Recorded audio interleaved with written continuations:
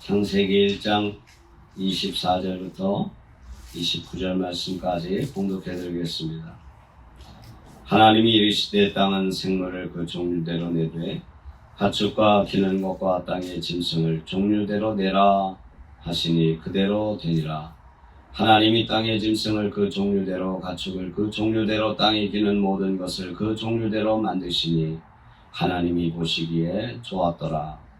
하나님이 이르시되 우리의 형상을 따라 우리의 모양대로 우리가 사람을 만들고 그들로 그 바다의 물고기와 하늘의 새와 가축과 온 땅과 땅에 기는 모든 것을 다스리게 하자 하시고, 하나님이 자기 형상 곧 하나님의 형상대로 사람을 창조하시되 남자와 여자를 창조하시고, 하나님이 그들에게 복을 주시며 하나님이 그들에게 이르시되 생육하고 번성하여 땅에 충만하라. 땅을 정복하라. 바다의 물고기와 하늘의 새와 땅에 움직이는 모든 생물을 다스리라 하시니라.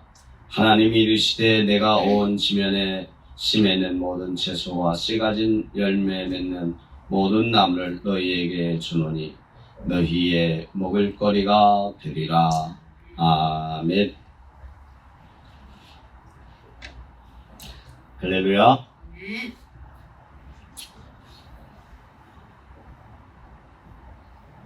성경 가운데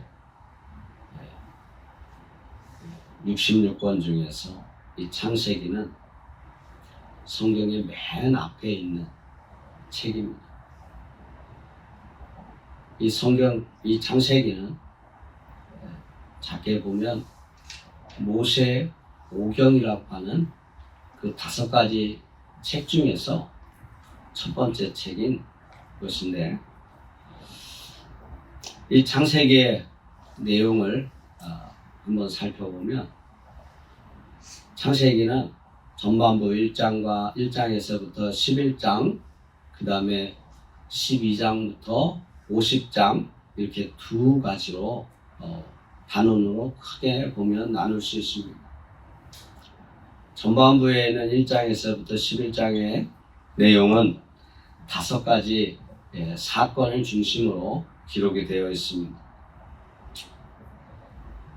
그 5가지는 천지와 인간 창조, 또 인간의 타락, 또 가인과 아벨, 노아 홍수, 바벨탑의 사건, 이 5가지고 12장부터 50장까지는 우리가 잘 알고 있는 사람들, 특히 4대 족장에 대한 이야기가 나오는데, 아브라함, 이삭, 야곱, 요셉, 이 4 족장을 중심으로 그들의 역사와 또 그들의 삶을 통해서 하나님이 우리에게 주시는 교훈을 기록하고 있는 것이 이 창세기입니다.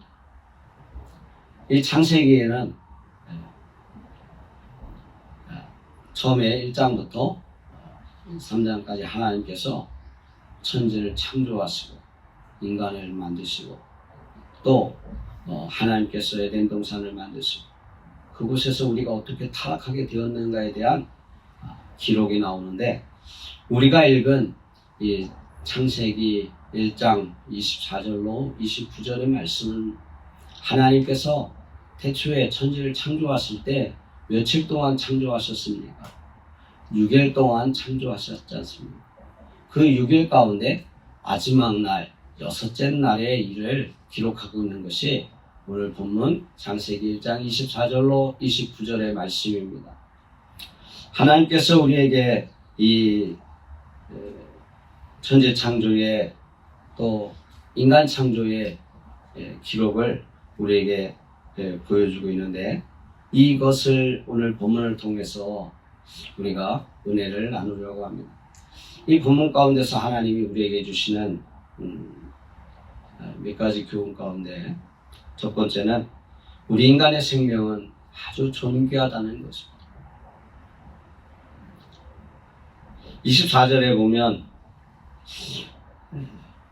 하나님은 땅에 있는 생물과 짐승을 그 종류대로 내라 하시니 그 종류대로 내니라 라고 말씀하고 있지 않습니까? 또 26절에 보면 하나님이 이르시되 우리의 형상을 따라 우리의 모양대로 우리가 사람을 만들고. 이 두 절의 말씀을 비교해 보면 생물이나 짐승은 하나님께서 그들에게 생명을 주시고 또 그것은 우리 인간도 마찬가지로 생명을 주신 것은 같지만은 이 짐승이나 생물은 하나님께서 그냥 말씀으로 만드셨습니다. 그런데 인간은 창세기 2장 7절 말씀 보면 여호와 하나님이 땅의 흙으로 사람을 지으시고 생기를 그 코에 불어넣으시니 사람이 생명이 되니라. 차이점이 있습니다. 그냥 하나님이 말씀하신 그 말씀으로 짐승이나 생물은 그대로 되었지만 만들었지만 우리 인간은 하나님께서 정말 심사숙고하셨다는 것을 보여줍니다. 우리가 우리의 형상대로 우리의 모양대로 이렇게 만들자 해서 하나님께서는 흙으로 우리를 만드시고 또 짐승이나 생물에게는 주시지 않은 생명을 불어넣어 주셨습니다. 그래서 우리 인간에게는 영혼이라는 것이 있습니다. 인간과 모든 피조물들, 살아있는 어떤 짐승들 이런 것들과는 차이가 있는 것이 우리는 하나님께서 태초에 우리를 창조하실 때 우리를 존귀하게 차별 있게 우리를 창조하신 것입니다. 우리는 정말 하나님께서 이렇게 심사숙고해서 우리 인간을 창조하셨기 때문에 정말 우리의 생명은 하나님이 우리에게 주신 것이기 때문에 우리의 생명은 내 것이 아니라 하나님이 우리에게 주신 것입니다. 그래서 내가 살아있는 동안 하나님 말씀대로 정말 선을 행하면서 하나님의 뜻대로 우리는 살아가야만 하는 것입니다. 또 이처럼 모든 생명이 인간의 생명이 소중하기 때문에 그렇다고 해서 짐승의 생명이 하찮다 그것은 아닙니다. 하나님이 짐승도 모든 생물도 생명을 주신 것이기 때문에 소중하게 생각해야 합니다. 함부로 생명을 죽이는 식용을 위해서 우리가 어쩔 수 없이 생명을 죽이는 일을 하지만 그러나 불가피하게 필요 없는 그런 생명을 우리는 죽여서는 안 되는 것입니다. 우리 인간은 하나님께서 정말 고귀하게 우리에게 생명을 주셨기 때문에 우리는 생명을 존중하는 그런 삶을 살아야 하는 것입니다. 어떠한 영혼도 소중하지 아니한 생명이 없습니다. 이런 말이 있습니다. 어린아이나 나이 먹은 사람이나 돈이 없는 사람이나 부자나 영혼의 무게는 같다 그랬습니다. 영혼의 무게는 돈 많다고 영혼의 무게가 더 나가는 것이 아니라 하나님 보시기에 한 영혼 한 영혼은 모두 다 똑같은 한 영혼으로 보여지고 또 하나님에게 가는 것입니다. 그렇기 때문에 우리는 정말 한 영혼 한 영혼 차별되지 말아요. 인종차별도 없어야 되겠고 남녀 모든 차별도 없어야 되겠고 사회적인 약자나 모든 사람들에 대한 차별 또한 없어져야 하는 것입니다. 그러나 우리나라도 이 유교적인 어떤 전통적인 남성 중심의 사상을 가지고 있기 때문에 그런 생각이 나도 모르게 배어 있는 것을 우리는 볼 수 있습니다.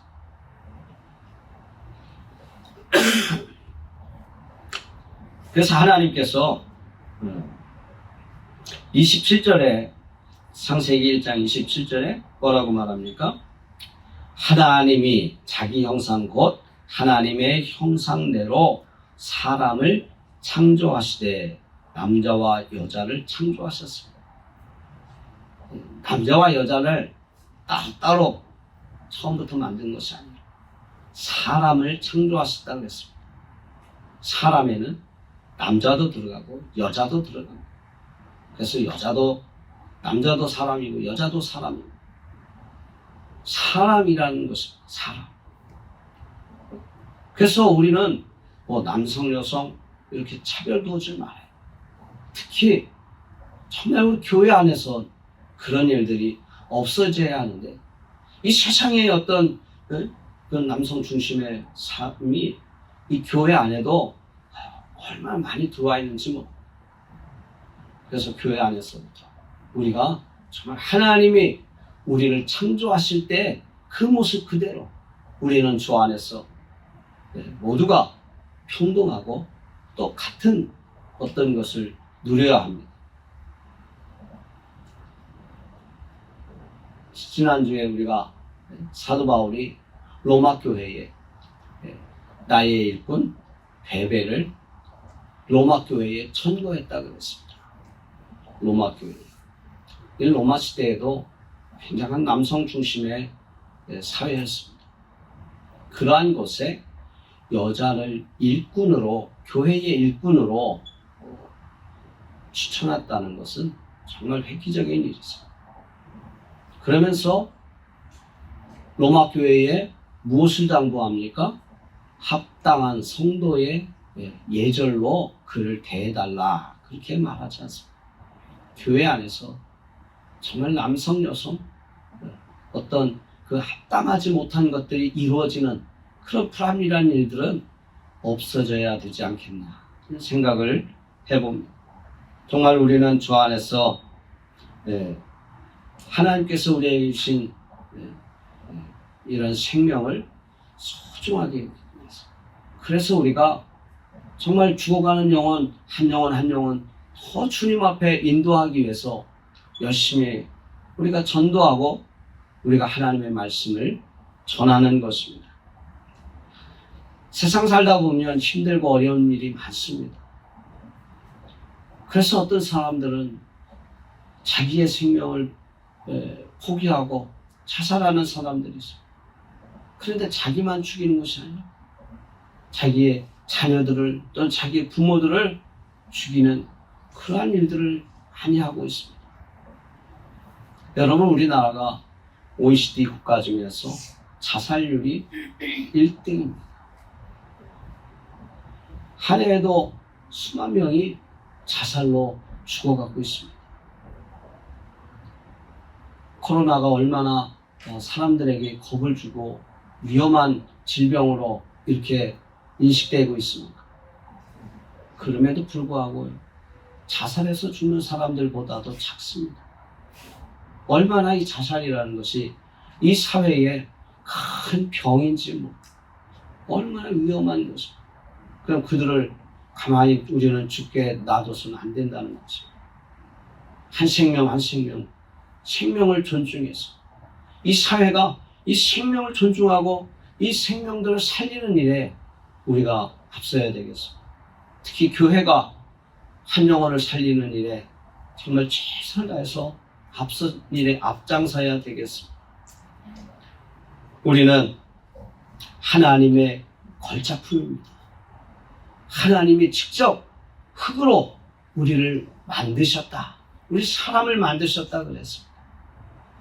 그래서 하나님의 걸작품이 우리는 내가 어떤 모양으로 태어났든지 어떤 모습으로 이 땅에 살아가든지 우리는 하나님의 소중한 사람들, 하나님의 걸작품이에요.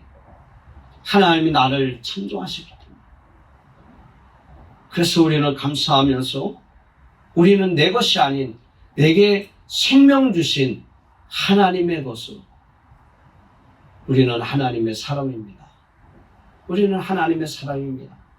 이런 마음을 가지고 우리가 살아갈 수 있기를 원합니다. 아멘. 두 번째는 이 하나님의 사람에게는 하나님께서는 사명이라는 것을 주셨습니다. 하나님께서 인간을 창조하실 때에 아무 목적 없이 인간을 창조하지 아니하셨습니다. 인간을 창조하신 목적은 바로 하나님의 영광을 위해 살라고 우리 인간을 창조하셨습니다. 이사야서 43장 7절 말씀 보겠습니다.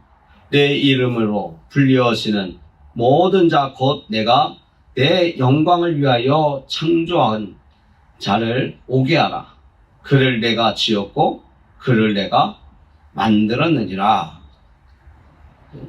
하나님이 내 영광을 위해서 내가 그를 지었고 내가 그를 만들었다 라고 말하지 않습니다.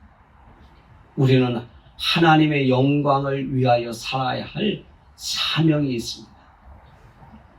비록 그 사명이 크든 작든 하나님은 우리에게 이 땅에 사는 동안, 우리의 생명이 있는 동안 우리에게 사명을 주셨습니다.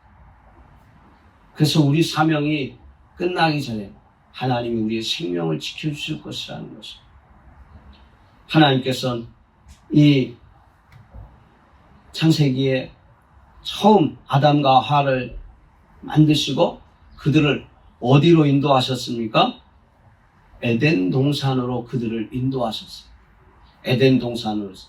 그래서 아담과 하와는 에덴 동산에서 살았습니다. 이 에덴 동산은요, 성경에 표현되기를 정말 그곳은 부족함이 없는 곳이에요. 부족함이 없는 곳이에요. 모든 열매와 모든 짐승들로부터의 위협이 없는 그러한 곳이 에덴 동산.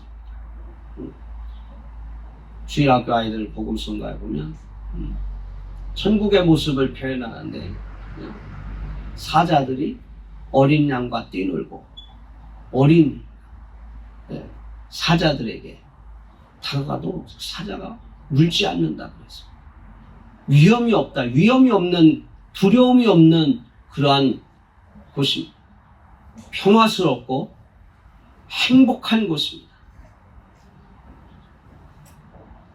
이런 에덴 동산에서 하나님께서 아담과 하와를 살게 하셨습니다.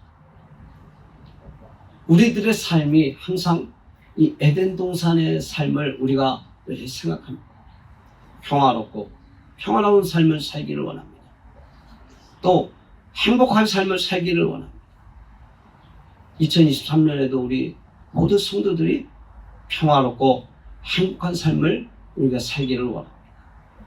그런데 에덴 동산은요, 그냥 이렇게 평화롭고 행복하고 또 아무것도 안 하고 그런 데가 아닙니다. 그냥 먹고 놀고 그냥 즐기는 그런 곳이 아닙니다. 에덴 동산에서 하나님은 그들이 아담과 하와가 살아갈 때에 그들에게 일을 맡기셨어요. 너희는 이 땅을 정복하고 또 이 땅의 모든 바다의 물고기와 하늘의 새와 땅에 기는 모든 생물을 다스리라 하셨어요. 다스리라고 하는, 여러분, 다스리는 사람이 먹고 놀고 그러기만 하면 잘 다스려지겠어요? 우리가 강아지를 키우고 고양이를 키우지만 이 아이들에게 먹을 것을 아침 저녁으로 줘야 돼. 필요한 대로 물을 공급해 줘야 돼. 다스린다는 것은 가만히 먹고 놀고 그런 것이야. 하나님이 이 에덴 동산을 우리에게 맡겼기 때문에 아담과 하와가 이 에덴 동산을 잘 다스려야만 했습니다. 에덴 동산에서 하나님께서는 이 아담과 하와에게 먹을 것도 주셨습니다. 모든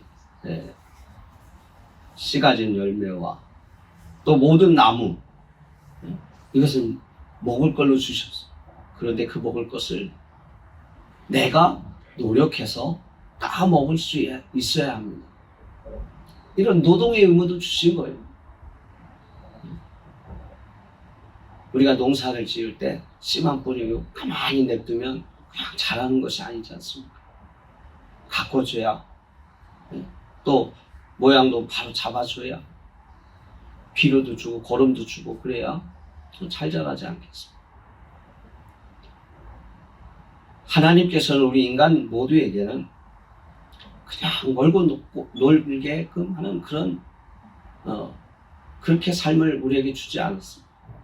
하나님은 우리 인간들에게, 이 땅에서 태어난 모든 하나님의 사람들에게 사명이라는 것을 주셨습니다. 에덴 동산을 다스리고 또 그것을 정복하고 먹을 것을 위해서 노동하는 어떤 그런 일을 주셨듯이, 우리 하나님의 영광을 위해서 우리가 지음받은 우리는요, 하나님 앞에 영광을 돌려야 하는 그러한 일을 하는 사명을 주셨어요. 사명이 없는 사람은 없습니다. 어느 누구도 하나님께서는 사명을 주셨습니다. 사도 바울처럼 내가 살아도 주를 위해 살고 죽어도 주를 위해 죽는다고. 우리는 사는 것도 주를 위해서 살아야 하는 사명이 있고 죽어도 주를 위해서 죽어야 하는 사명이 있는 것입니다. 수많은 외국의 선교사들이 이 땅에 와가지고요, 복음을 전하기 위해서 많은 생명을 희생했습니다. 배에서 내리지도 못하고 배 안에서 죽는 그런 일도 많이 당했습니다. 복음이 이렇게 계속해서 들어오기에 대한민국이 이 세계 속에 선교한국을 이룰 수 있고 이렇게 많은 부흥을 이룰 수가 있었던 것은 그들의 피의 대가가 아니었나 생각합니다. 그들의 사명이 있었기에 우리가 지금 하나님을 믿고 하나님 앞에 영광을 돌리는 하나님의 축복받은 백성들이 될 수 있었던 것입니다. 우리에게는 이 사명을 잘 감당할 수 있어야 하는 것입니다. 여러분, 사명을 감당하려면 정말 하나님 앞에 믿음으로 삶을 살아야 합니다. 하나님께 대한 신뢰, 하나님께 대한 믿음이 없이는 우리는 사명을 감당할 수 없습니다. 마귀가, 사탄이 우리의 사명 감당을 방해하기 때문에, 그래서 우리는 하나님께 대한 믿음을 흔들리지 않고 믿음을 굳게 바로잡고 우리에게 맡긴 사명 감당해야 합니다. 사명은 다양하고 여러 가지 많은 일을 맡겼지만, 그러나 우리에게 주신, 각자에게 주신 달란트대로 믿음으로 그 사명을 잘 감당해야 합니다. 두 번째는 이 사명을 잘 감당하려면 정말 진실해야 합니다. 세상 사람들 앞에 거짓이 없이, 이 에덴 동산에는 거짓이 없었어요. 그래서 우리 크리스찬들은요, 하나님을 믿는 사람들은 정말 순진합니다. 거짓이 없어요. 속이는 그런 세상적인 것보다 우리 교회 안에서는 정말 서로가 모두에게 진실하고 진실된 모습을 보이며 성도의 그런 삶을 살아야 하는 것입니다. 우리 교단에서도 그래서 성도의 강령 가운데 이런 말이 있습니다. 주님께 충성, 타인에게 겸손, 자신에겐 진실하자.